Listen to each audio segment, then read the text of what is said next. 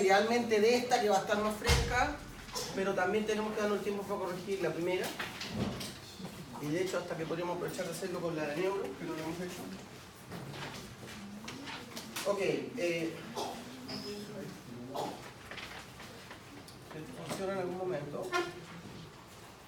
De lo que estamos discutiendo de fisiología digestiva, recuerden que desde el punto de vista fisiológico, una de las características más importantes que tiene la regulación de la función digestiva es esta característica de tener, ¿no es cierto?, una retroalimentación predictiva.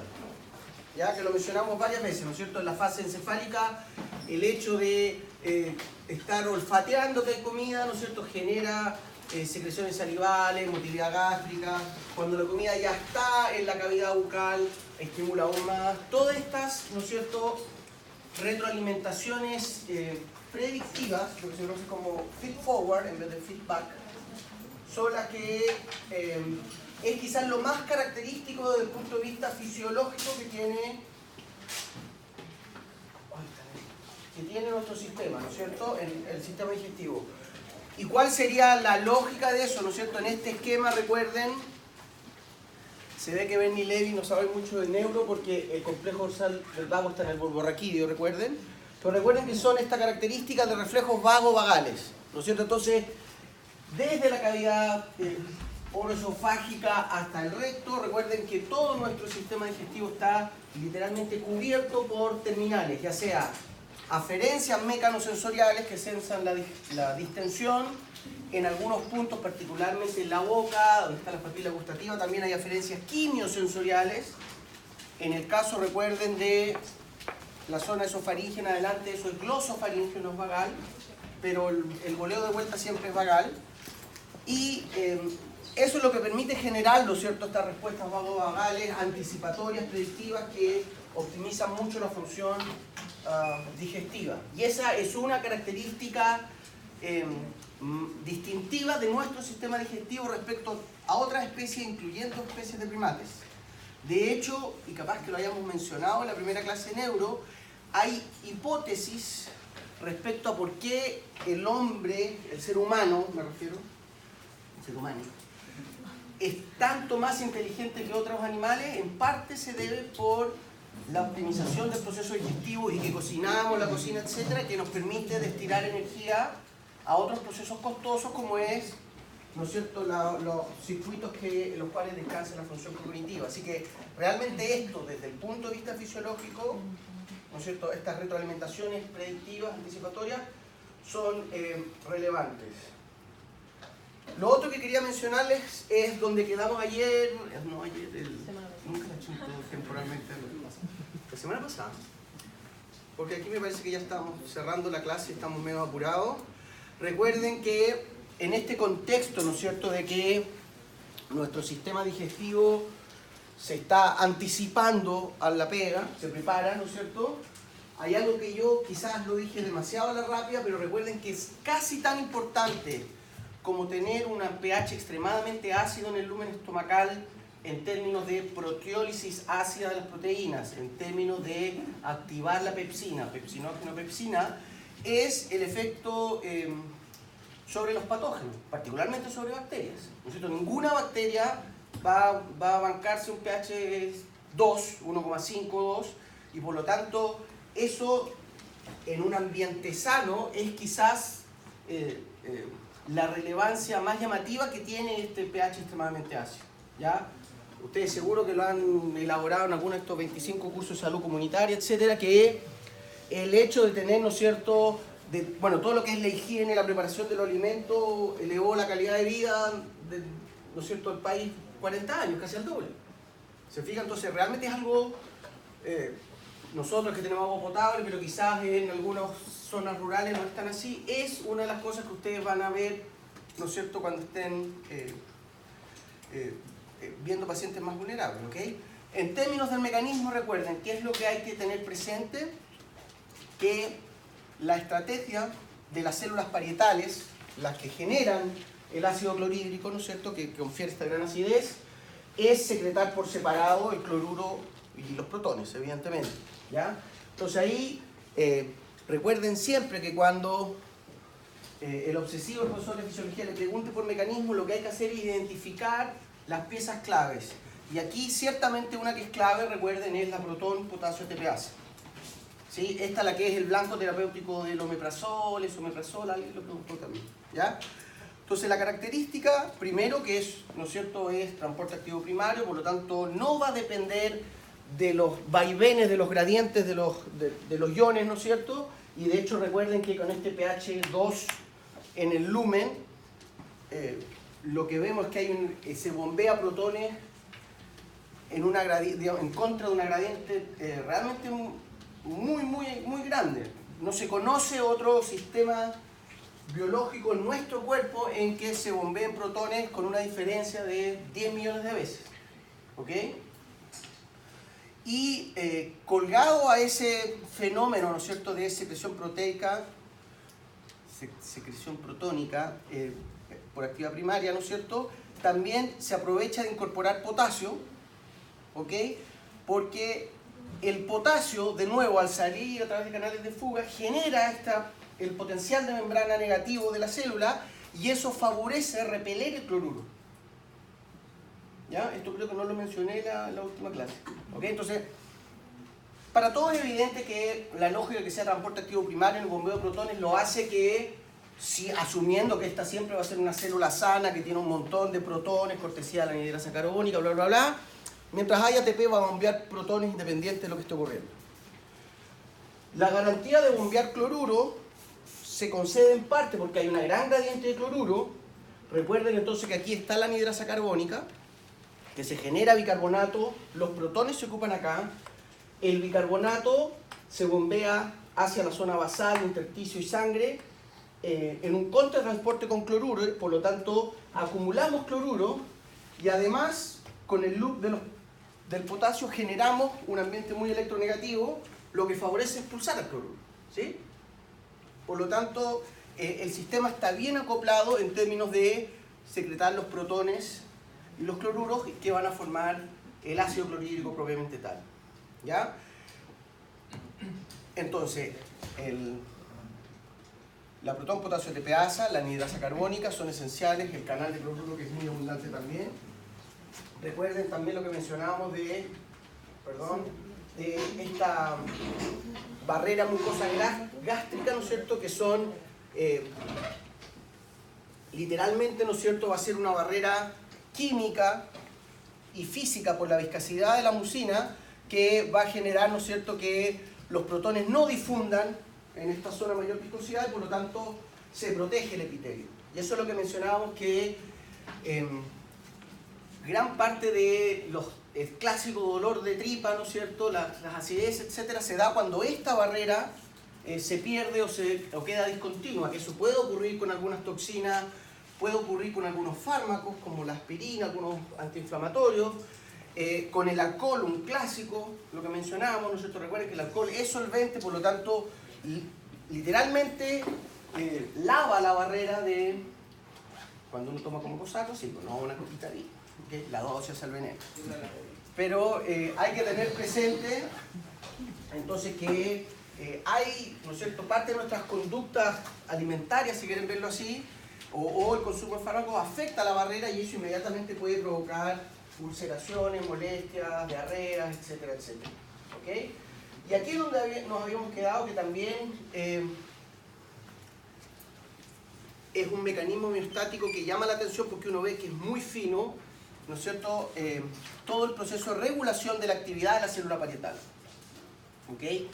Entonces, recuerden que esta célula está sujeta a regulación neural, paracrina directa, endocrina, a través de directamente las ramas vagales, ¿no es cierto?, una descarga de acetilcolina, receptores muscarínicos, bla, bla, bla. Aquí también, por la misma rama vagal, llega también señales circadianas.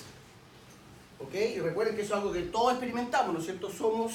Y por eso se aboga mucho para tener dentro de nuestra educación alimentaria, o alimentaria, ¿no es cierto?, es tratar de respetar los horarios de comida porque realmente nuestro sistema se ajusta a eso.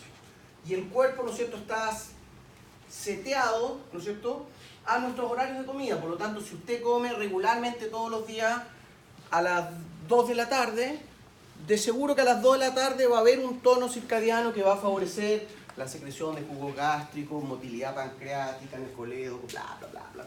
¿Ok? Entonces, esto es solo para mencionarles que a través de las proyecciones vagales no solo hay un tono autonómico parasimpático, evidentemente, sino que por ahí mismo llega la señal desde supraquiasmático, etcétera, etcétera. ¿Ya?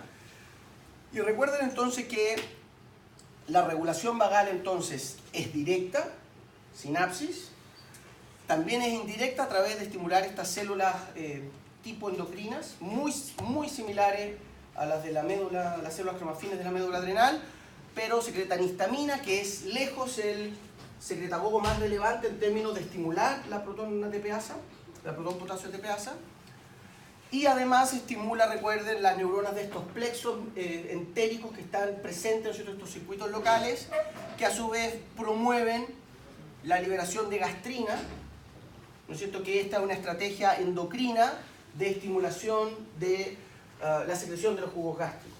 ¿Okay? Entonces lo que observamos en la práctica es que, o más bien el análisis que uno hace, es que cuando tenemos una célula blanco, como sería la célula parietal, que se ve regulada por distintas estrategias, endocrina, sináptica paracrina, etcétera, etcétera, es porque está muy finamente regulada y porque hay una suerte de sistema de seguridad, es decir, si falla la secreción de histamina, igual hay regulación colinérgica, de gastrina directamente, etcétera, etcétera. ¿Sí? Y lo otro que sabemos que también hay otro fenotipo celular, lo mencionamos la semana pasada, que son células sensibles a pH, por lo tanto, a través de todos, ¿no es cierto?, estos fenómenos estimulamos la secreción de protones del ácido clorhídrico y ese aumento de pH a su vez estimula células D muy similares a las células paracrinas que están en el páncreas endocrino, liberan somatostatina y por lo tanto inhiben la gastrina, ¿no es cierto? Que la gastrina, recuerden, estimula directamente y además estimula las hormonas secretoras de histamina. En contraposición, que el aspecto más bien neural se regula desde un aspecto circadiano o de las distensiones que se están leyendo en el esófago, en el estómago mismo, y por lo tanto eso tiene unos feedback negativos directos. ¿Ya? Entonces, en ese contexto,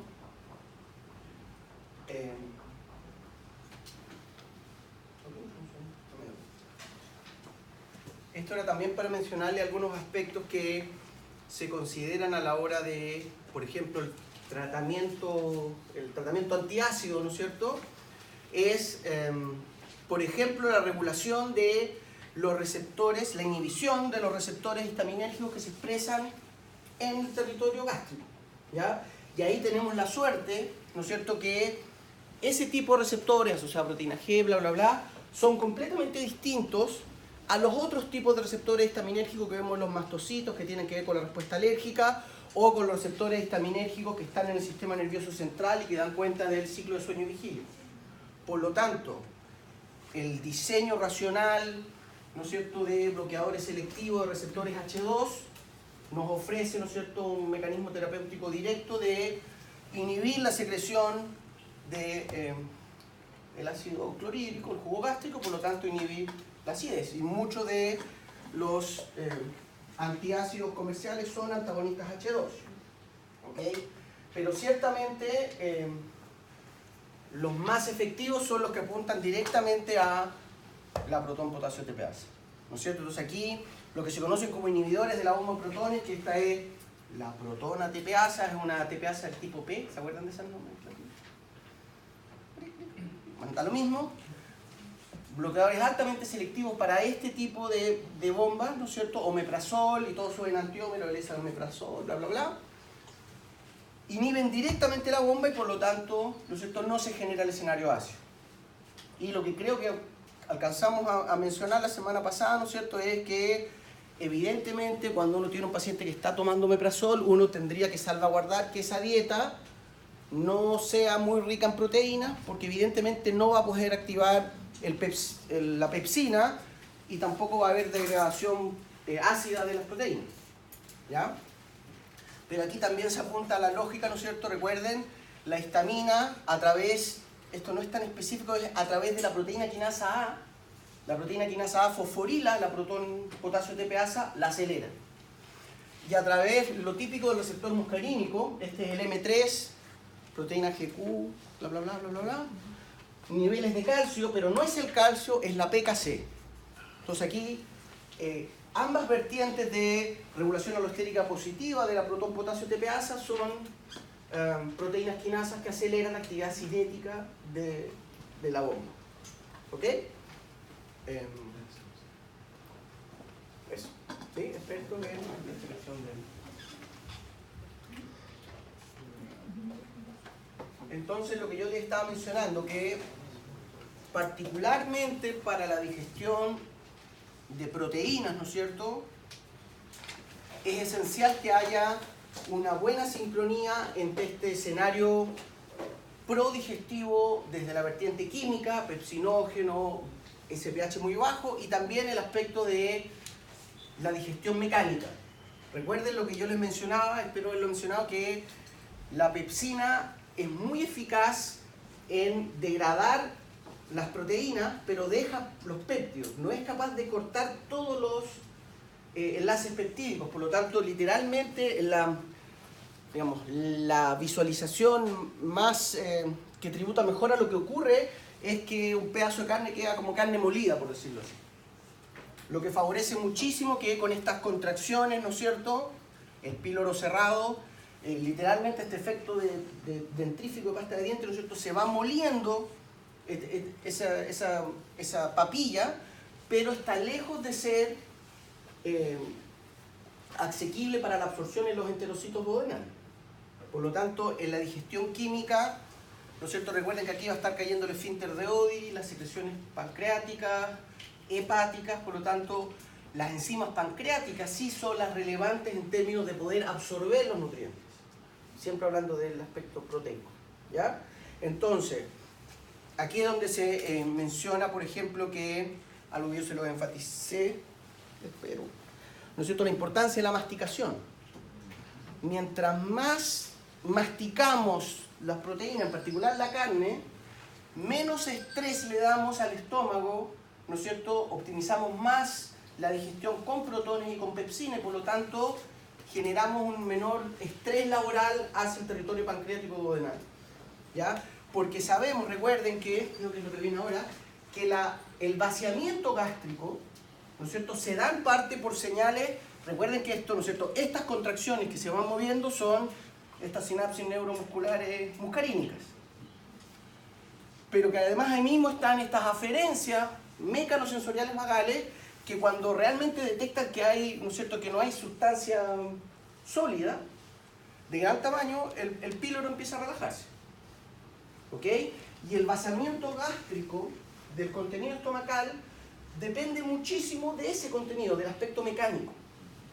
¿Ok? Entonces, en este es un esquema bien sencillo, ¿no es cierto?, pero viendo la dinámica de vaciamiento, porcentaje de vaciamiento, aquí el estómago está lleno, aquí está completamente vacío.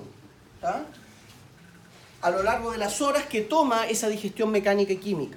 Entonces, por ejemplo, si usted se toma una solución azucarada, qué sé yo, medio litro de Coca-Cola, o esas latas de Coca-Cola, en 90 minutos virtualmente ya el estómago está vaciando eso, porque no hay mayor trabajo mecánico que hacer. ¿Ok? Y uno ve que realmente el vaciamiento máximo medio toma menos de una hora. En contraposición, si uno come pedazos de carne, aquí dice hígado en cubitos, porque está haciendo un guiño a lo que está pasando, recuerdan, en el estómago, que la pepsina muele la carne pero no la digiere completamente. ¿Ok? O carne molida podría ser. Y uno ve que eso, el vaciamiento de ese contenido estomacal puede tomar tranquilamente 4 o 5 horas. ¿Ok? Y aquí hay un punto que los nutricionistas siempre enfatizan mucho, ¿no es cierto?, pero en general desde la fisiología no lo hacemos, pero que es importante, que es la mezcla de alimentos. De nuevo, en lo que yo les mencionaba en la primera clase, en la medicina china taoísta clásica, es muy parecida a algunas dietas que me hicieron nombres que están de moda, que no mezclar carbohidratos con proteína, etc. Porque, por ejemplo, si uno hiciese la mezcla, qué sé yo, que es algo muy habitual, si tomarse un sanguchote de carne y un chop o una botella de cerveza, ni siquiera puedo decirlo, de bebida, ese vaciamiento, ¿no es cierto?, va a ser una mezcla de ambos fenómenos. Entonces uno no digiere bien las proteínas y ese otro contenido queda por más tiempo en el estómago. Entonces, por ejemplo, esto se ha estudiado con típica dieta, ¿no es cierto?, carne y una guarnición de arroz. El arroz en general, ¿no es cierto?, ya a la hora también está bastante digerido. Pero si permanece varias horas dentro del estómago en este pH tremendamente ácido, empieza a fermentar.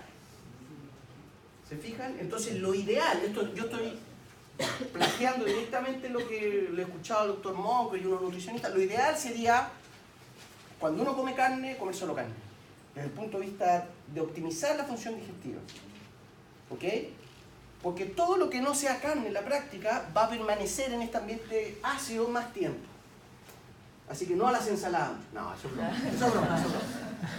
Pero en realidad lo que uno debiera hacer, esto no es menor, porque de nuevo, nuestra educación nutricional es muy mala y en general estos son los problemas que después traen úlceras, gases colónicos, etcétera, etcétera. ¿Ya? Pero aquí de nuevo, esta curva se corre a la izquierda cuanto más tiempo hay de masticación. ¿Se fijan? Entonces, de nuevo, esa es la lógica. Si nosotros trituramos, nosotros hacemos digestión mecánica en la boca, lo que logramos es que las proteínas y todo el resto de los nutrientes tengan una cinética de vaciamiento más similar. ¿Se entiende lo que digo, no? Por lo demás, cuando uno consume el líquido, ¿no es cierto?, que tranquilamente uno se toma medio litro de agua, jugo, bebida, durante un almuerzo, uno está diluyendo las enzimas, como la pepsina, y también está generando un ambiente menos ácido. Entonces también esa lógica, que probablemente la han escuchado, que idealmente no consumir líquidos media hora antes ni media hora después de la ingesta de alimentos, también aboga a eso, digamos, ¿ya? Pero de nuevo, una cañita de vino, cuando menos, no le digo nada. Dígame. Una dieta alta en carnes, puede que sintetiza las proteínas necesarias para digerirlas. Y eso a la larga contribuye con mayor antioxidante. Va a depender muchísimo de la persona y de hecho, algo que también se aboga mucho cuando dicen, oh, la dieta cetogénica, hay gente que es muy buena y que tiene un metabolismo más bien orientado a los hidratos de carbono. Y hay gente que se toma un plato de tallarines y a los 20 minutos le dan hambre de nuevo, tienen un metabolismo mucho más rápido. Hay gente que tiene un metabolismo proteico mucho más marcado y eso, incluso eso se puede hacer con perfiles de enzimas hepáticas, ¿ya? Pero sí es cierto que una dieta rica en carnes, que inherentemente también va rica en grasa, en colesterol, en triglicéridos, es más trabajo para el sistema digestivo. Y siempre más trabajo trae aparejado potenciales preoxidativos, etcétera, etcétera. Claro, sí. Pero de nuevo, va a depender mucho, o sea, si es una persona que es relativamente sana, normotensa, que hace ejercicio, que está bien oxigenada y perfundida, no va a ser mayor problema. Pero claro, si son, por ejemplo, hay unos estudios que hicieron en la UD de Conce, ¿no? La Universidad Católica de Conce, con camioneros, los camioneros que van desde Punta Arenas a San Antonio a cargar y pasan 12 horas y se bajan en la picada y se comen unas fritas locores con papas fritas y suben y efectivamente lo que uno empieza a ver es que empiezan a tener problemas, qué sé yo, hemorragias digestivas altas, úlceras, y hay mucho mayor estrés sobre el páncreas y la vesícula biliar, empiezan a tener, lo vamos a mencionar ahora, ¿ok? Así que sí, pero de nuevo, nosotros estamos posicionándonos desde lo fisiológico, lo sano, no es mayor problema, digamos. En general el problema que hay, qué sé yo, comerse una carne, tomarse un medio litro de Coca-Cola, va a ser que uno va a ser subóptimo el trabajo nutricional, porque uno va a perder va a perder capacidad proteolítica y por lo tanto hay mayor susceptibilidad de daño duodenal, etcétera, etcétera. ¿Ya? Recuerden que entonces cuando estamos llegando al duodeno, ¿no es cierto?, a la caída de, ¿no es cierto?, se abre el píloro, se vacía esta papilla que viene ácida, ¿no es cierto?, y que mecánicamente, recuerden que esto es un epitelio, bueno, es una monocapa celular, ¿ya? Tiene un recambio, perdón, tiene un recambio importante de células, ¿no es cierto?, pero aquí es donde se da, recuerden que en esta maduración de epitelio está nuestra querida transición mesenquimatosa epitelial, ¿se acuerdan? Por lo tanto, no es extraño también que cuando uno tiene mala funcionalidad digestiva, mala cultura alimentaria, empiecen a aparecer pequeños quistes, úlceras, cáncer duodenales, colónicos, etcétera, etcétera. ¿Ok? Porque realmente la zona, el epitelio duodenal, ¿no es cierto?, inmediatamente el más rostral que está ahí al lado de afuera del píloro, está sujeto a, es muy vulnerable por todo el estrés que tiene que manejar. ¿Ok? Y de hecho aquí, cuando se dan, por ejemplo, la semana pasada, el lunes estaba hablando con una internista del Hospital Salvador y decía que de las hemorragias gastrointestinales, que se incluyen desde esófago hasta colon, las duodenales son las más complicadas porque efectivamente el daño en la célula epitelial puede inmediatamente empezar a, y literalmente erosiona el epitelio y por lo tanto empieza a haber sangramiento, etcétera, etcétera. ¿Ok? Y con eso inmediatamente se genera, dependiendo de la magnitud de la hemorragia, ¿no es cierto?, se genera una respuesta simpatoadrenal o simpática, pero el hecho de que empiece a aumentar la descarga de adrenalina en esta zona, lo que genera, aquí recuerden que hay receptores alfa 1, ¿se acuerdan la estrategia que precisamente en las vísceras cortamos la irrigación? Y eso, por un lado, uno lo puede ver como una buena cosa porque corta la hemorragia. Y de hecho muchas veces meten sondas y agregan adrenalina tópica o ponen estas globitos que se inflan recubiertos con fenilefrina o adrenalina y eso genera corte del sangrado. Pero esa misma vasoconstricción, imagínense, y de nuevo, con la poca cultura que tenemos como pacientes, ¿no es cierto?, que una persona empieza a tener las úlceras, las molestias, se demora meses en ir a un centro de atención, que básicamente es cuando tienen sangre de la S, porque si no, hay un omeprazol y pasan piola. Pero entonces tiende a haber un escenario vasoconstrictor acá y por lo tanto se genera una hipoxia local y eso genera inflamación. Entonces, parte de la inflamación, recuerden, lo mencionamos cuando hablamos de los capilares en la interfase alveolo-capilar, es que hay mayor permeabilidad. Entonces, por un lado, eso favorece que macrófagos tiendan a retener, ¿no es cierto?, una posible invasión de patógenos, pero precisamente en esta zona, sobre todo en el intestino, delgado inclusive, hay una gran cantidad de bacterias. Por lo tanto, la posibilidad de infección es muy alta. ¿Ok? Entonces, es un... Y seguro que lo van a ir viendo, si que no lo han visto ya, pero las hemorragias intestinales, gastrointestinales, en todos sus sabores, ¿no es cierto?, desde las digestivas altas, esofágicas y gástricas, hasta las intestinales, son tremendamente habituales. ¿Ok? Y el problema que se gatilla cuando... Digamos, si la hemorragia es muy grande puede llevar incluso insuficiencia cardíaca por pérdida de volemia y precarga, ¿ok? Y por lo tanto insuficiencia renal, por hipoperfusión, bla, bla, bla. Pero incluso una hemorragia pequeñita, el riesgo que conlleva infección.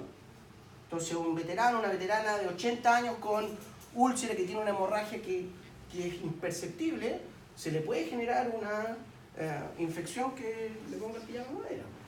¿Ok? Así que considerar eso. Pero bueno, profe, dígame. ¿qué podría causar la úlcera?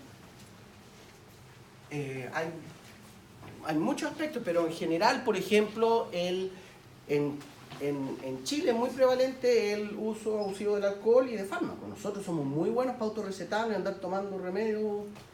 Y en general, paracetamol, los AINES, los antiinflamatorios no esteroidales, el grupo, bueno, el acetil, ¿cómo se dice?, la aspirina, todos esos dañan las barreras y por lo tanto dañan el epitelio también, ¿ya? Pero muchas veces el consumo de alcohol es quizás la causa, no me atrevería a decir la causa, pero es de las más prevalentes, ¿no? Porque no hay que ser alcohólico para tener... No lo sabía yo. Claro, yo soy alcohólico, así que... Pero... Y hay gente que tiene susceptibilidad nomás. Siempre hay que recordar que el sistema digestivo es vulnerable porque es un epitelio que está expuesto. Recuerdan que el lumen acá es medio externo. Por lo tanto, si uno no está tomando agua potabilizada o no tiene una cultura de lavarse regularmente y está expuesto que se va a parásitos, a fasciola, realmente puede haber un daño que provoca muerte. ¿Sí? ¿Sí, no? Entonces, cuando hablamos de el intestino delgado, recuerden que desde el punto, lo que mencionábamos la semana pasada, ¿no es cierto? La absorción de los nutrientes es el evento clave, ¿no es cierto? La digestión es esencial para que podamos absorber, ¿no es cierto? Y eso, el grueso de todos los nutrientes se absorben a nivel duodenal, ¿ok? Y por lo tanto cumple este papel esencial en general cuando mencionamos el intestino delgado, inclusive el grueso. Recuerden que uno le aplica la misma lógica que le habíamos aplicado a la fisiología renal, que en el fondo el grueso de la pega se hace inmediatamente cuando se reciben los nutrientes en este caso, y río abajo incluso hacia el colon. Todavía hay ciertos procesos de absorción si es que por ejemplo en duodeno no hay una úlcera y no está funcionando bien, ¿sí? La misma lógica que habíamos hablado en fisiología renal, ¿ok? Y aquí un aspecto que es importante, ¿no es cierto? De nuevo, lo acabamos de mencionar, pero es una buena sincronía entre la actividad, ¿no es cierto?, en el tono del esfínter pilórico y sobre todo las secreciones glandulares, básicamente páncreas y hepáticas, ¿ok? Y ahí hay numerosas señales, ¿no es cierto?, que también está, esto en parte es detectado por aferencias vagales, etcétera, etcétera, pero hay numerosas señales que están coordinando ese tránsito desde lo gástrico a lo duodenal. Y por lejos la más relevante es la colecistoquinina, ¿sí? Enzima peptídica de origen, se generan células epiteliales, ¿no es cierto? Y lo que hace la colecistoquinina, ¿no es cierto?, es inhibir la motilidad gástrica, inhibe el vaciamiento gástrico y además estimula pulsaciones en vesícula biliar, en los vacilos pancreáticos y relaja el esfínter de Oddi. Por lo tanto, es una de las principales, no es la única, pero que coordina, ¿no es cierto?, este tránsito desde lo gástrico a este escenario más bien del cierre de la digestión y comienzo inmediato de la absorción. En particular, se los voy a mostrar en una diapo, pero dentro de los jugos pancreáticos, uno de los elementos más importantes es bicarbonato. Entonces vemos que hay bicarbonato de origen estomacal en esta mucosa, en esta barrera mucosa, pero el grueso del bicarbonato que se está produciendo a nivel digestivo viene del páncreas porque hay que inmediatamente amortiguar esta papilla que viene con un pH muy ácido. Hay que dejarlo en un pH fisiológico porque si no el epitelio se empieza a dañar. Y si el epitelio se daña, digamos, para no hacerlo directamente en el caso más dramático, que son una úlcera y una hemorragia, pero un epitelio que está dañado, que está estresado, claramente empieza a perder su energía, no absorbe bien, etcétera, etcétera. Por lo tanto, la absorción no ocurre óptimamente a nivel duodenal y empieza a irse más hacia abajo y eventualmente podemos empezar a estresar dentro del rango fisiológico el colon y por lo tanto el colon ahora tiene sobrecarga y puede empezar a tener problemas, ¿ya? Entonces es importante recordar que en esta zona, ¿no es cierto?, estas células epiteliales en el duodeno que están muy estrechamente ligadas anatómica y funcionalmente con los capilares, tanto sanguíneos como linfáticos. Aquí están las, no sé cómo se dice en castellano, las lacteals, ¿se acuerdan? Aquí nacen el equivalente a los capilares linfáticos. Entonces, no sé cómo se llama, pero aquí está el típico vaso. Seguro que han visto esa imagen que, aquí no sé, capaz que se viese mejor, pero si uno tiene, ¿no es cierto? Aquí está la microvellosidad, aquí está el lecho capilar, lo voy a dibujar muy esquemáticamente, ¿no es cierto? Imagínate que aquí viene la arteriola, aquí viene la vena, y por debajo, metido como si fuese un guantecito a la red capilar, está el gran vaso linfático. ¿Ok? Y este va a ser muy relevante porque recuerden que los vasos linfáticos son los que nos ayudan a absorber las sustancias liposolubles. ¿ok? Y hay un manejo linfático hepático, etcétera, etcétera, que eventualmente lo vamos a ver cuando veamos hígado, ¿ya? Pero entonces lo que hay que visualizar, que el duodeno por lejos es el que se lleva, en términos de absorción de nutrientes, que es lo más relevante, es que se lleva el grueso de la pega. Y ahí lo que realmente es importante para que, dado que tiene tanto trabajo, lo haga bien, es coordinar el vaciamiento gástrico con la llegada de los jugos pancreáticos y las sales biliares, ¿ok? Y eso es, en parte, ¿no es cierto?, uno de los trabajos que hace la colecistoquinina. Sabemos que no es el único origen, pero en muchos casos, por ejemplo, cuando los jugos pancreáticos, lo típico cuando uno se desordena y se salta comida. Ay, verano sin polera, hoy día no como, ¿ok? En ese, por la ascendencia circadiana que tiene nuestro sistema, seguro que va a haber una descarga de colecistoquinina, seguro que los jugos pancreáticos y las sales biliares van a llenar el esfínter de Oddi. No sé si tengo una imagen.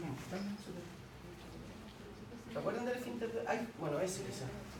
¿Se acuerdan, no? La vesícula biliar, convergen ahí. Entonces, si este conducto queda lleno, particularmente los jugos pancreáticos, que son principalmente proteolíticos, y no se descargan al duodeno, se puede generar una pancreatitis que puede llegar a ser mortal. Porque el páncreas está muy irrigado, tiene muchas enzimas digestivas y puede generar una infección, y las pancreatitis realmente son muy serias. Entonces lo que pasa es que el jugo pancreático, si no se descarga en el duodeno, genera digestión, ruptura, daño, infección. Y las sales biliares precipitan, porque son sales. Entonces, si no se descargan, y eso se da en una buena coordinación de colecistoquinina con las señales gástricas, etc. Entonces, la ascendencia circadiana hace que uno descargue colecistoquinina. Pero si los nervios, los reflejos vagovagales no están informando o no está llegando la comida directamente, ¿no es cierto?, no hay una gran descarga de colecistoquinina y da para ordeñar el páncreas, pero no abrir el esfínter de Oddi. Estoy siendo medio caricaturesco, pero para que se entiende esa lógica, ¿no? Entonces,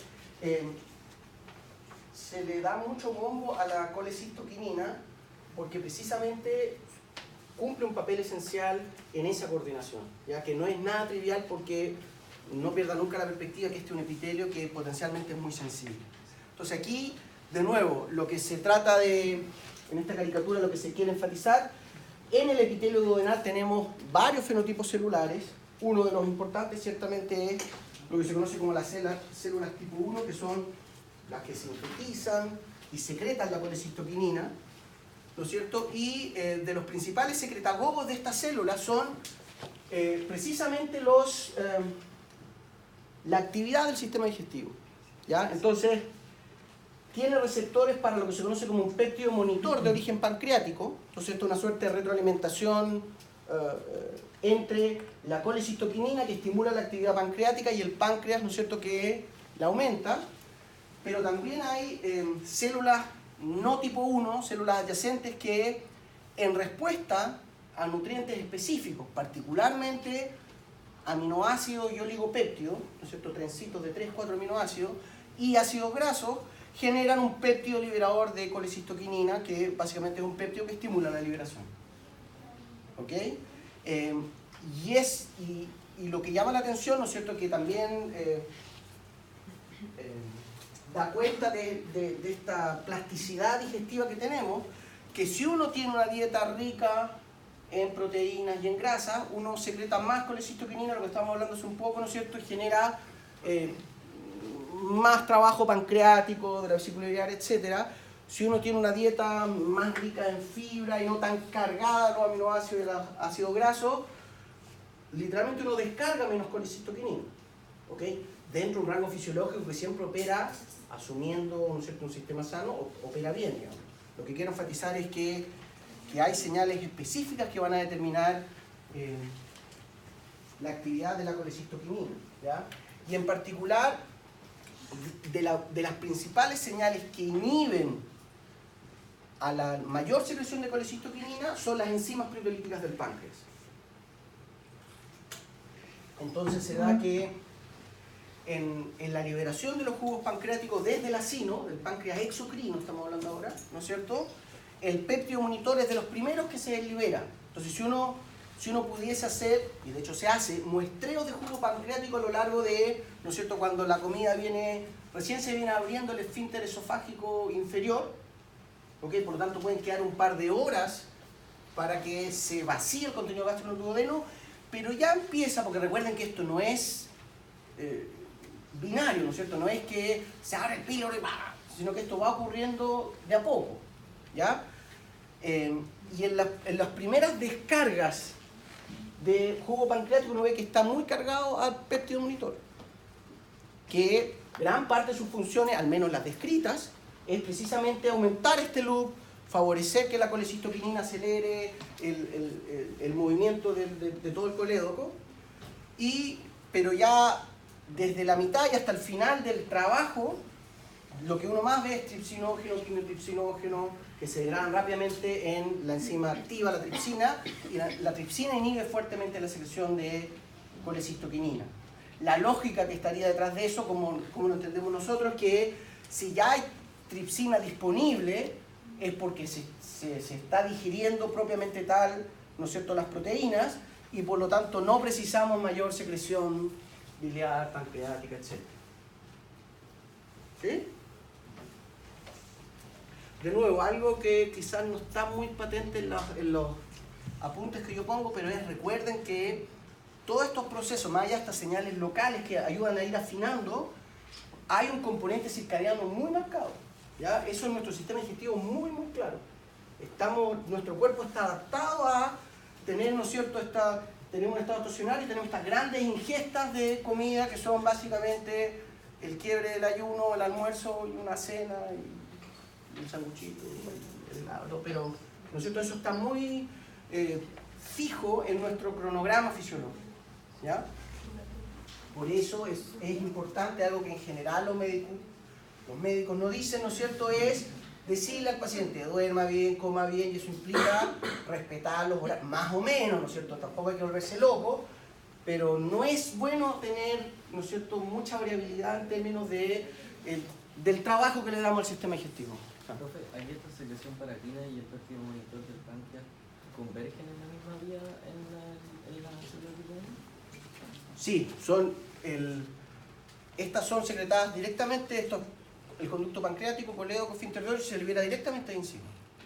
Lo que pareciera ocurrir, que también no hay un consenso total, porque las evidencias no son tan robustas, pero pareciera que tanto las secreciones biliares como las pancreáticas van cambiando a lo largo de las horas. Es decir, tanto las sales biliares como los jugos hepáticos, no sé cómo decirle, y los pancreáticos, en los primeros eventos están muy cargados de bicarbonato, que tiene una lógica, ¿no es cierto?, de amortiguar este pH. En cambio, cuando ya han pasado un buen par de horas, lo que uno ve es que en el caso del páncreas está más cargado de lipasa, de tripsina, etcétera, etcétera, y las pancreáticas ya de los sales biliares, las bases propiamente tal. ¿Te fijas? Pero ciertamente es el mismo ducto y caen directamente ahí. ¿Sí? Miren, este esquema ayuda también a hacerse un panorama general de lo que está ocurriendo. De nuevo, esto está simplificado, ¿no es cierto?, pero da cuenta de muchos de los eventos clave. Entonces, aquí lo que se quiere enfatizar, ¿no es cierto?, es la llegada del alimento, ¿no es cierto?, va a generar señales vagovagales, la liberación de gastrina, todo lo que mencionamos recién, las células parietales, acetilcolina, histamina, bla, bla, bla. Y en virtud de esas señales, ahora las mecánicas que empiezan a favorecer que el píloro sea permisivo, que haya vaciamiento gástrico, ¿no es cierto?, cuando... Aquí está un poquito simplificado, porque no es cuando el quimo llega al duodeno, sino que ya empieza a ser de antes. Recuerden que en todo nuestro sistema digestivo hay cierto grado de anticipación. Se libera colecistoquinina, que dentro de sus funciones, ¿no es cierto?, es ir a inhibir la actividad gástrica, ¿no es cierto? Ahí la lógica de nuevo es que si sale un montón de papilla ácida, hay mucho trabajo que hacer, está muy ácido y puede generar daño. Y a su vez, ¿no es cierto?, estimula los acinos pancreáticos, la liberación de estas enzimas digestivas, esta secreción amortiguadora es el bicarbonato y también, ¿no es cierto?, estimula directamente la vesícula biliar. ¿Ok? Por lo tanto, vamos a ver que va a haber una descarga de estas. Recuerden que las sales biliares finalmente, una de sus principales funciones es ser un emulsionador, es un detergente que disuelve las grasas y las hace más fácil de digerir. ¿Sí? Por lo tanto, optimiza la absorción de ácidos grasos y desde el lado del páncreas hay una, ¿no es cierto?, optimización de la digestión proteica porque la pepsina no es tan buena en cortar todos los aminoácidos y requerimos de tripsina, quimiotripsina, de carboxipeptidasa, bla, bla, bla, que son mucho más específicos. ¿Ya? Y además, sabemos, por ejemplo, que, esto también lo habíamos mencionado, se secreta allí el GLP-1, GIP, que son, ¿no es cierto?, liberadores de, ahora en el páncreas endocrino, de una insulina que también es anticipatoria. ¿Se acuerdan de esa lógica? ¿No es cierto?, que nos va a evitar que haya un rebote hiperglicémico muy grande. Y también se libera vía péptido vasointestinal, que es un potente vasodilatador que lo que hace es que, sobre todo acá, ¿no es cierto?, los vasos se dilaten, más flujo, una velocidad de flujo más lenta, óptimo para, ¿no es cierto?, la absorción de los nutrientes que vayan pasando rápidamente a la circulación y que estén disponibles en el plasma. ¿Ya?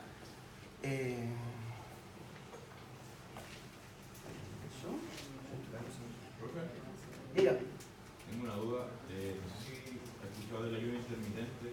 ¿Sí? Tener el cuerpo sin alimento por el tiempo, ¿será beneficioso eso en comparación con comer, por ejemplo, por horas? Sí, es una buena pregunta porque hay mucho debate al respecto. De nuevo, en la medicina china taoísta clásica se recomiendan ayunos de 24 horas una vez al mes. Es así, es parte de la prevención. ¿Ok?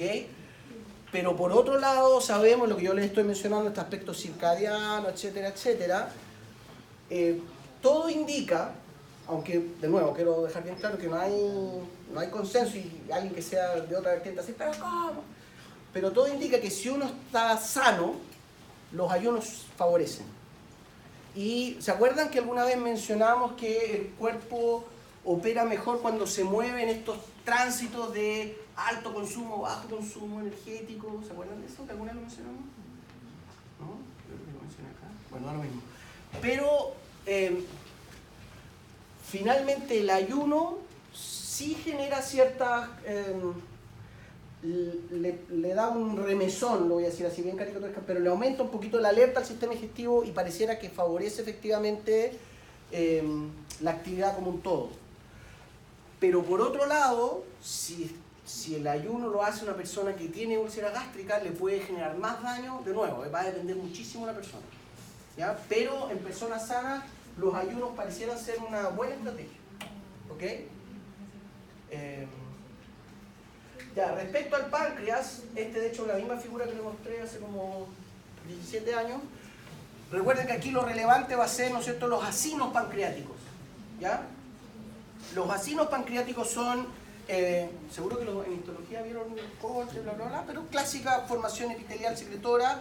Estos tienen receptores colecistoquinina directamente, tienen una ascendencia nerviosa, y lo que sabemos, ¿no es cierto?, es que cuando vemos el contenido del jugo pancreático, ¿no es cierto?, ¿cuáles son algunos de los componentes relevantes? Bueno, todo el set de proteínas, de enzimas, ¿no es cierto?, y proenzimas que apuntan a una buena digestión proteica. De nuevo, cuando hay gente que, por ejemplo, le extraen el páncreas, etcétera, etcétera, la dieta que debiese asumir ese paciente tiene que ser una dieta muy pobre en proteínas, particularmente en proteínas de carne. Y ojalá que obtenga aminoácidos de dietas más vegetales, porque sin la tripsina, el precursor, y la quimiotripsina, es muy difícil una buena digestión, una buena absorción, quiero decir. ¿Ok? Hay también carboxipeptidasa que son específicas, que se van comiendo la colita carboxiterminal y van sistemáticamente, ¿no es cierto?, degradando péptidos, oligopéptidos que están presentes en el quimo. De nuevo, la efectividad de las enzimas digestivas pancreáticas va a depender muchísimo de la digestión mecánica que se dio a nivel estomacal y a nivel de la masticación, ¿ok? Pero la tripsina en particular es una enzima tremendamente digestiva, llega a ser peligrosa, y de hecho dentro del jugo gástrico hay inhibidores de tripsina, que no son más que proteínas que ofrecen mucho sustrato a la misma tripsina. Por ejemplo, cuando se hace cultivos para experimentación, investigación biológica, que si uno agarra un pedazo de cerebro, hipotálamo, hipocampo, corteza, y quiere disociar las neuronas, uno le pone una gotita de tripsina, una gotita de colagenasa, que debe estar por ahí también, da lo mismo, porque esas son las que permiten que las células queden completamente aisladas, van degradando todo el tejido, ¿ok? Eso es para enfatizarles la lógica, ¿no es cierto?, que son las enzimas pancreáticas las que nos van a permitir una buena absorción de aminoácidos, ¿ya? También hay enzimas digestivas para el almidón, hay algunas lipasas, las lipasas pancreáticas que también tienen una gran actividad catalítica, pero de nuevo, las lipasas y las esterasas no van a ser muy eficaces si es que no hay una gran cantidad de sales biliares presentes, ¿ya? Porque recuerden que, al igual que cuando uno se toma una sopa y está la gota, la miseria, la gota de grasa flotando, que es la más rica, la que está flotando arriba, en el contenido, en este caso duodenal, también ocurre lo mismo, y se separa el contenido más proteico hidrofílico del graso. Entonces uno ve unas grandes gotas viscosas de grasa que si las sales biliares no la degradan literalmente en microgotitas o micelas, las lipasas y las esterasas son poco eficaces, ¿ya? Entonces aquí se precisa que haya una coordinación en ese encuentro entre sales biliares, jugo gástrico y el contenido, el quimio propiamente tal.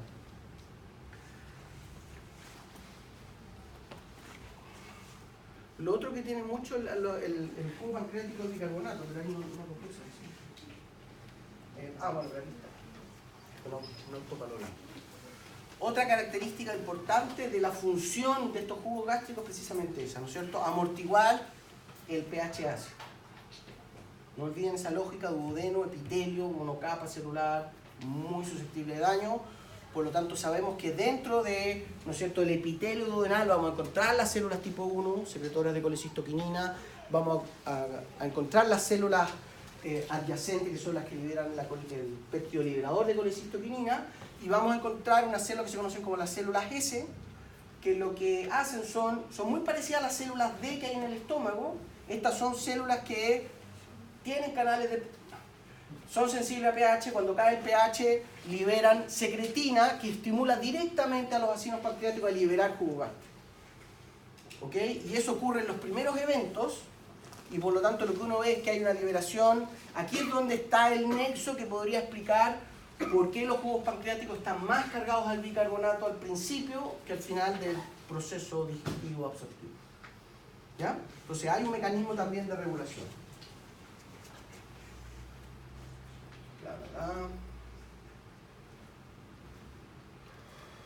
Bueno, respecto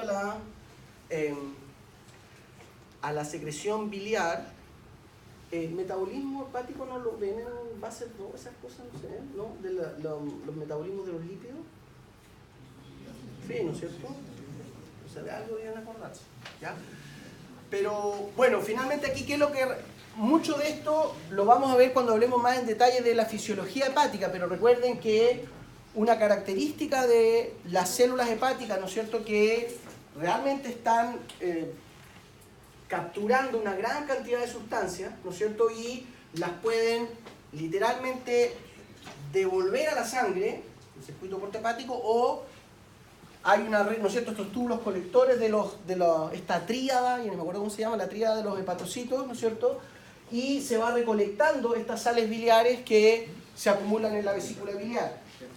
De nuevo, ahí está lo que yo les mencionaba, que cuando hay algún tipo de disfunción o asincronía circadiana, lo que sea, hay mucho problema en la vesícula biliar si es que se acumulan por largos periodos de tiempo las sales biliares, porque como buena sal, si no está moviéndose, va a decantar, ¿ok? Pero el hecho concreto es que la secreción desde la vesícula biliar, que recuerden es una estación de relevo, si quieren verlo así desde el hígado, es bastante contundente. Estamos secretando alrededor de 1 litro a 1 litro 200 de sales biliares al día, y más o menos, un poco menos del 90% se recicla completamente. Y ahí de nuevo la importancia de la colecistoquinina en regular esa actividad en el contexto de la función digestiva, ¿ya? Cuando hablamos de las sales biliares, recuerden que estamos hablando de un proceso muy parecido al esteroidogénico, ¿ya? Es decir, del templado del colesterol, y no debiera extrañarle que los hepatocitos estén muy cargados, no tienen vacuolas de colesterol. Se hacen estos derivados que son son bases conjugadas, es decir, tienen un componente hidrosoluble y se les acompleja generalmente sodio, calcio, potasio, por lo tanto tienen una característica anfipática, que es lo que les permite emulsionar las grasas. ¿Sí? Y por lo tanto, en esa emulsión, las sales biliares sabemos que cumplen este papel de vitaminas liposolubles. Cuando vemos la composición de las sales biliares, en general se ve que el hígado algo sabe de fisiología, porque las composiciones iónicas están de acuerdo a lo que uno debería esperar. Lo que sí llama la atención, y de nuevo esto descansa en esta regulación con GLP-1, colecistoquinina, bla bla bla, que la concentración de bicarbonato puede variar notablemente. ¿Ok? ¿Alguien se acuerda cuánto es la concentración de bicarbonato fisiológica en el plasma? Oh, ¿sí? 23 miliequivalentes litro molecular. Ese es el pH 7,4. Entonces, cuando uno está, voy a caricaturar un poco, más alcalino, uno tiende a secretar sales biliares con menos bicarbonato y compensan. Y cuando uno está más ácido, con una dieta más ácida, uno secreta casi el doble de bicarbonato, más del doble de bicarbonato de lo fisiológico, y con eso va compensando el pH. ¿Ok?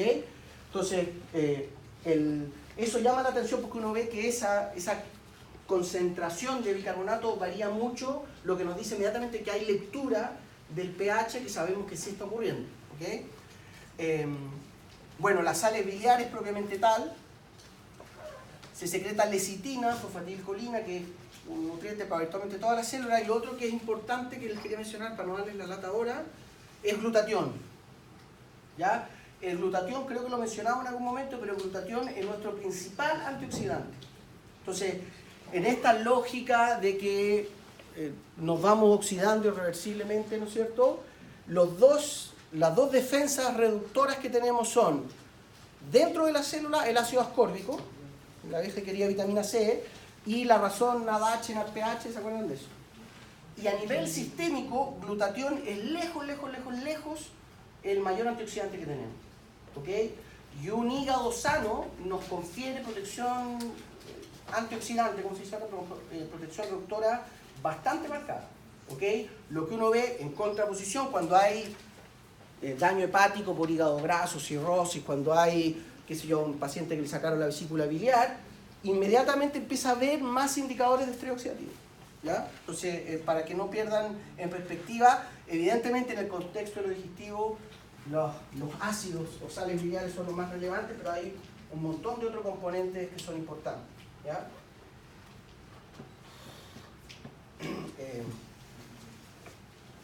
Muy importante, muy parecido, ¿se acuerdan al aspecto esteroidogénico? Que reacciones muy simples, hidroxilar, el carbono gamma o no, te va dando las distintas sales. Lo que realmente es importante recordar que cumplen al igual que los surfactantes alveolares, el surfactante biliar lo que hace es romper, ¿no es cierto? Ahora no rompe una interfase de tensión superficial, sino que rompe la estabilidad fisicoquímica de los lípidos, y por lo tanto los emulsiona. Igual que un detergente con bioluil, no sé, ya, un detergente que no puedo para lavar la ropa, se está buena de lavar. Otro aspecto que es importante, ¿terminamos la 1? No, a la 1:20.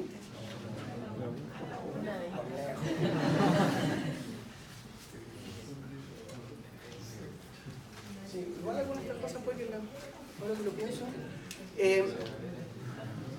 que en realidad esto lo vamos a ver en fisiología hepática, pero está bueno mencionarles, recuerden que una característica que hay en el sistema digestivo, ¿no es cierto? Aquí está lo que estábamos mencionando, coleo, bla, bla, pero ya a nivel de el intestino grueso, lo que se conoce como la circulación enterohepática, ¿no es cierto? Lo que vemos es que desde el ilion hay una comunicación muy estrecha con la vena porta que retorna directamente al hígado, ¿sí?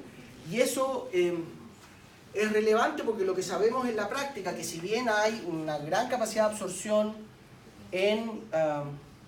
a nivel más rostral, en el duodeno, en el intestino delgado, eso evidentemente está optimizado, transportadores, enzimas específicas, para los grandes nutrientes de nuestra dieta, proteínas, hidratos de carbono y lípidos, pero otro tipo de sustancias, eventualmente, ¿no es cierto?, son más, transitan por más tiempo, y por lo tanto ahí es donde está la susceptibilidad de intoxicarse con algún patógeno, etc. ¿Ya? Entonces la lógica de que hay una comunicación entre el epitelio del ilion y la vena porta que lo lleva directamente al hígado, como vamos a ver, el hígado, ¿no es cierto?, tiene una capacidad metabolizante muy alta, ¿no es cierto?, desde el alcohol hasta patógenos que nunca antes ha visto, por decirlo así. Pero ahí, bueno, eso lo vamos a elaborar un poco más, pero aquí lo importante es saber que en el enterocito hay una gran capacidad de reabsorber las sales biliares, ¿ya? Porque recuerden que el hígado, que en general, digamos, es un órgano vital, supongo que todos lo saben, ¿no es cierto?, pero en general se le da poco bombo comparativamente con otros órganos, pero está muy sujeto a estrés porque está metabolizando alcoholes, en general sustancias liposolubles, pero fármacos, ¿no es cierto? Por lo tanto, además esta síntesis de más de 1 litro de sales biliares todos los días le genera un desgaste energético, ¿ok? Por lo tanto, que haya un reciclaje de más o menos el 80-90% de las sales biliares le favorece muchísimo la viabilidad metabólica al hígado. Eso se revela que cuando hay daño en el ilion o lo sacan porque hay un cáncer colónico, lo que sea, inmediatamente el hígado empieza a sufrir las consecuencias y uno ve hígado graso, ve disfunción, empieza a ver hipoalbuminemia en el paciente, etcétera, etcétera. Y lo que sabemos que en el epitelio ileal, así, existe un transportador de alta capacidad que es el transportador apical, que es un cotransporte sodio y sales biliares. ¿Ya? Entonces, básicamente, se secretan todas estas sales biliares y cuando pasan por la región enteropática, ¿no es cierto?, son recapturados rápidamente. ¿Ya? La característica que tienen este tipo de transportadores es que son relativamente promiscuos, agarran literalmente todas las sales, pero son capaces de transportar muchísimas otras sustancias. Entonces, desde el punto de vista farmacológico, terapéutico, aquí hay un lado bueno y un lado malo, porque ocurre que, por ejemplo, un fármaco que se administra oralmente, ¿no es cierto?, entra por el sistema digestivo, evidentemente, pero no va al sistema, porque pasa directamente al hígado y se metaboliza. Entonces, te corta la dosis terapéutica. ¿Se entiende esa lógica, no es cierto? Y por eso hay fármacos que uno tiene que darlos cada 4 horas, cada 8 horas, porque tiene que darle tiempo a que haya una bolea y estabilizar la dosis terapéutica. ¿Ok?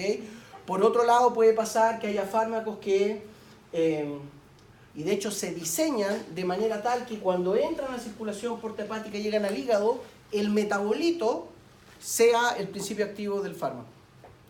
Y con eso y que además no entre de nuevo al sistema digestivo, sino que ahí va a la circulación y por lo tanto su vida terapéutica aumenta. ¿Ya? Pero es algo que vamos a mencionar, así que no les voy a dar la lata ahora. Lo vamos a mencionar cuando hablemos de hígado mañana. Bueno, aquí está lo que yo les mencionaba. Una parte de las estrategias para cuidar el hígado es que haga menos pega. Estamos reciclando el 95%, 90%, claro, es como el 85% de todas las sales biliares que producimos. Y eso ciertamente le favorece muchísimo en términos de el presupuesto energético para otros mecanismos. ¿Ya? Aquí lo que les quiero mencionar respecto a la digestión de carbohidratos, ¿no es cierto?, otra gran vertiente de nutrientes, la que estamos más optimizados, ¿no es cierto? Aquí básicamente lo que tienen que recordar, almidón, bla, bla, bla, y si bien los disacarios, que son los que consumimos, la sacarosa, glucosa con fructosa, la lactosa, glucosa con la galactosa, lo que nosotros somos capaces de absorber en el intestino delgado son los monosacáridos, ¿ok?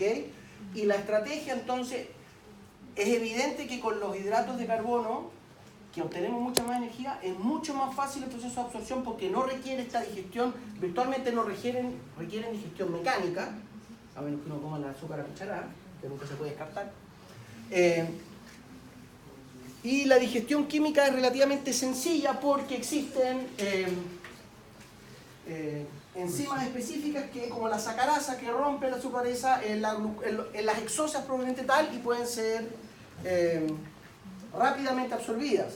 Recuerden que tanto GLUT, difusión facilitada, como los cotransportadores, ¿no es más fácil ver aquí que la pantalla? Tienen una alta capacidad de transporte, ¿ya? El único pero que uno observa en la práctica, ¿no es cierto?, es que nuestro consumo de hidrato de carbono es muy alto. Entonces lo que ocurre es que uno puede consumir grandes cantidades de hidratos de carbono y por gradiente osmótica, pues, lo que se conoce como diarrea osmótica, ¿no es cierto? Se roba el agua, hay un gradiente osmótico que saca el agua del epitelio y uno empieza a perder agua. O es lo que pasa cuando hay intolerancia a la lactosa. ¿Ya? En general, todos los mamíferos expresamos la lactasa, la enzima que degrada, ¿no es cierto?, corta entre la glucosa y la galactosa, y por lo tanto ambas las podemos absorber, pero la lactasa, a medida que termina el periodo de amamantamiento, empieza a dejar de expresarse.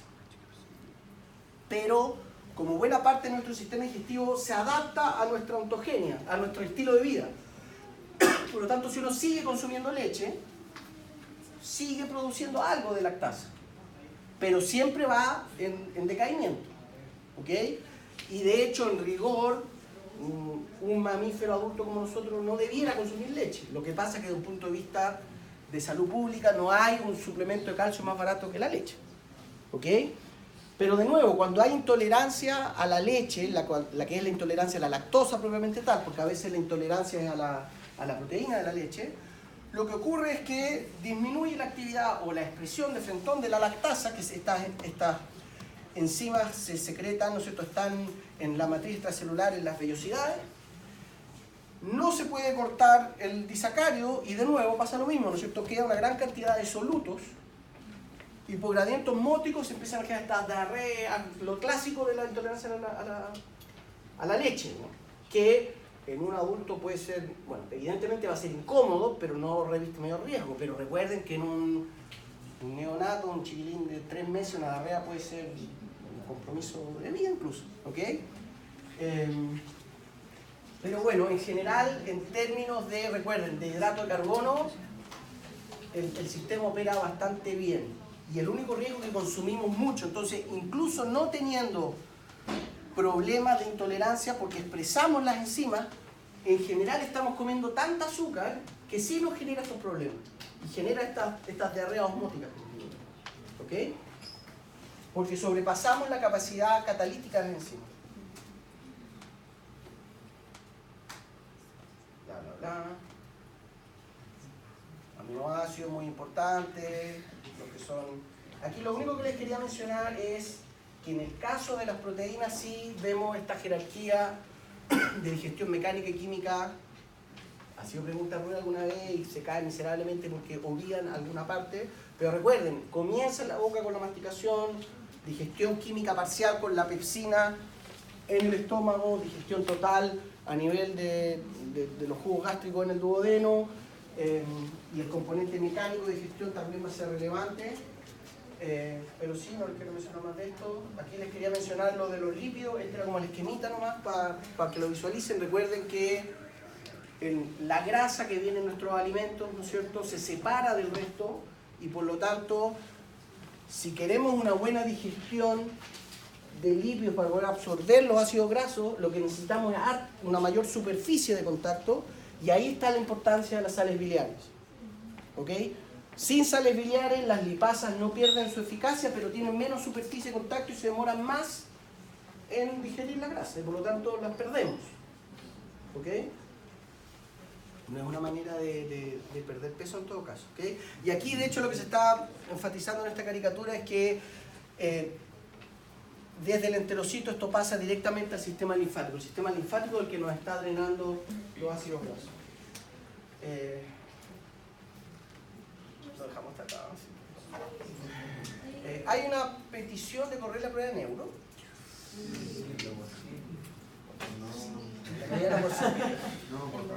Pero es la prueba, la del 29 de enero, que es un miércoles. ¿Sí? Y está la prueba de fisio el martes. Las pruebas de fisio no fue un regalo.